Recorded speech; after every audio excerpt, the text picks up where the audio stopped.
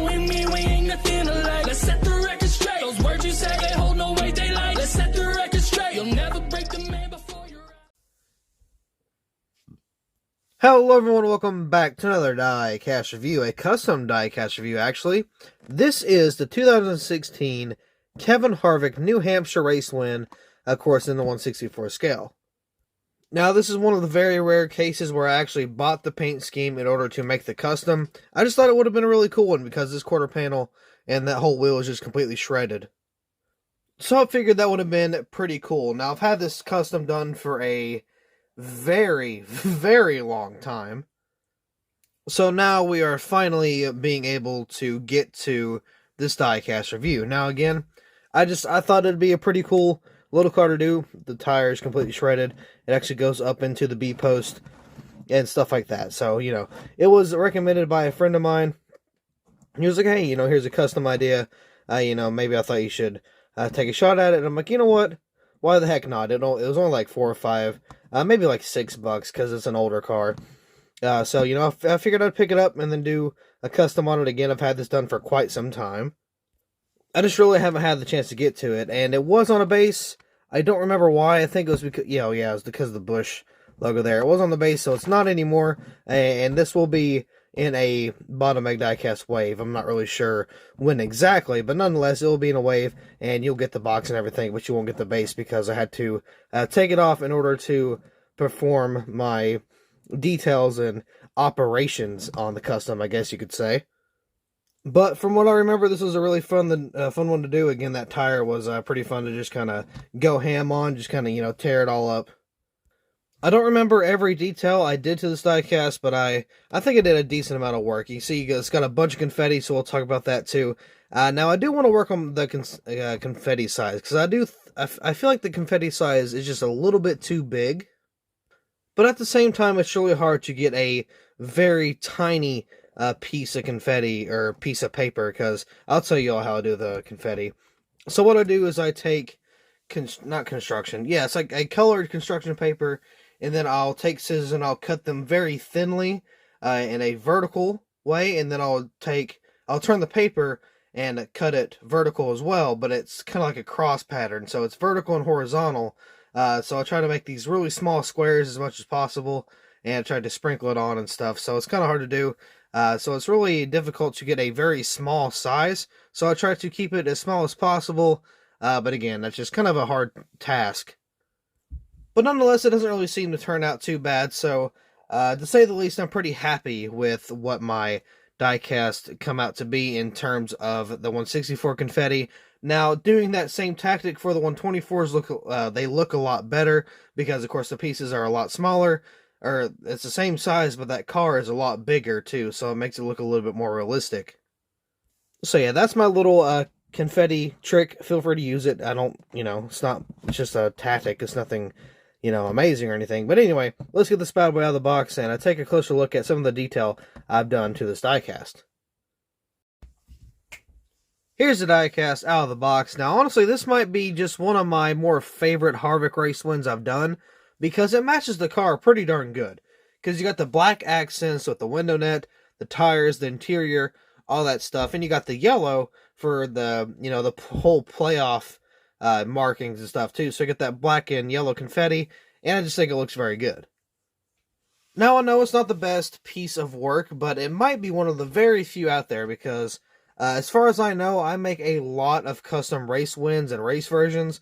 A lot of people, when they make the race wins or race versions, it's normally a popular win or a popular crash. I kind of tend to do some of the customs that not a lot of people really think about. So, hopefully that kind of makes me stand out a little bit. But either way, I do like this custom pretty good. I think the confetti was sized pretty decently as well. So anyway, let's go ahead and start on the hood here. We got Ditech Home Loans. I believe it says there. You see all the confetti around that hood. Got the @Kevin Harvick for the Twitter handle. You can barely see it, but there is a Chevy bow ties. And yes, Harvick and a Chevy. Pretty interesting. I believe 2016 was the final year of that Haas era for, of course, the Chevrolets.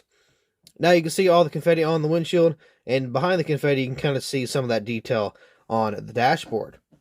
Going on to the roof, we got the number 4 with a bunch of confetti scattered on. Of course, you got Jimmy John's right there as well. The 4 looks like pretty slid forward. I don't like how it's not centered, but it's kind of hard to tell because, you know, you got the confetti in there. Like, look, you can see that really long piece of confetti right there.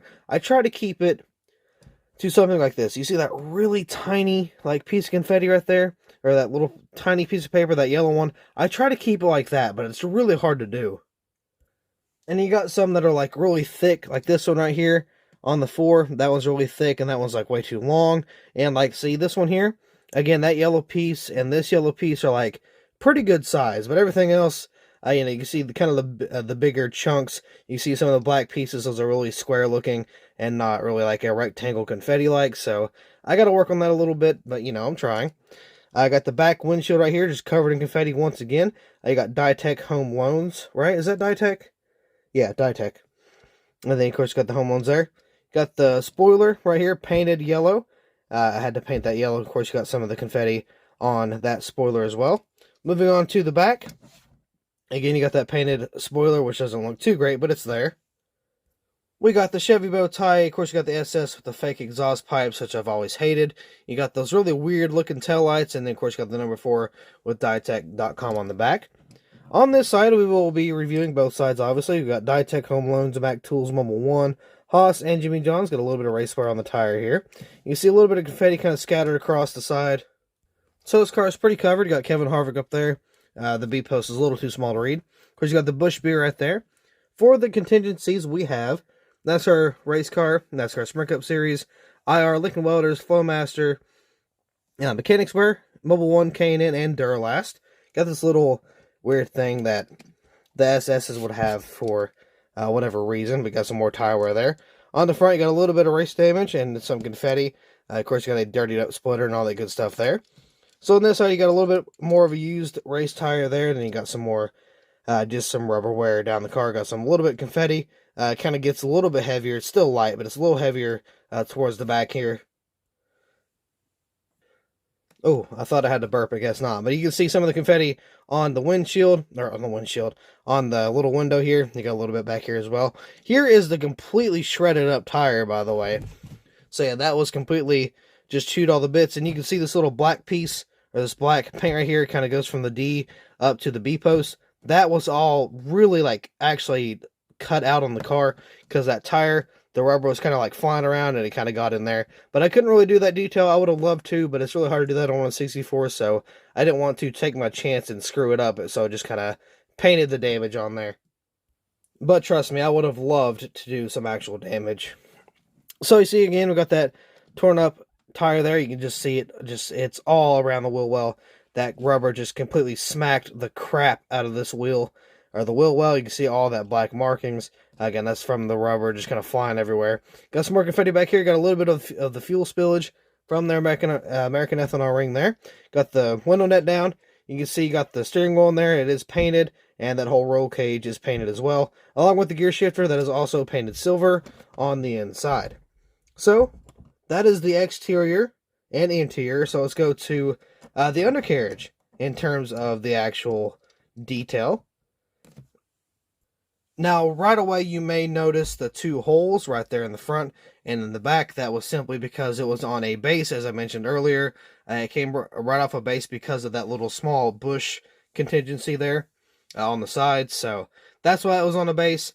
In order to remove it or have it mounted, it had to be drilled into the car.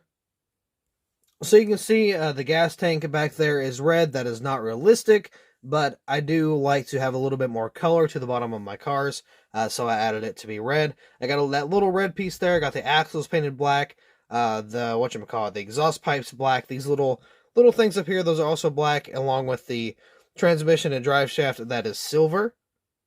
You know, just your standard type of detail for the undercarriage of the cars.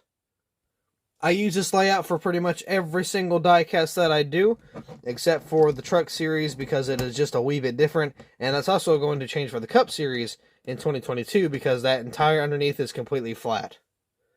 So sadly, I will not be able to do any more of the, like, current year, like 2022 and 2023, 2024, or whatever.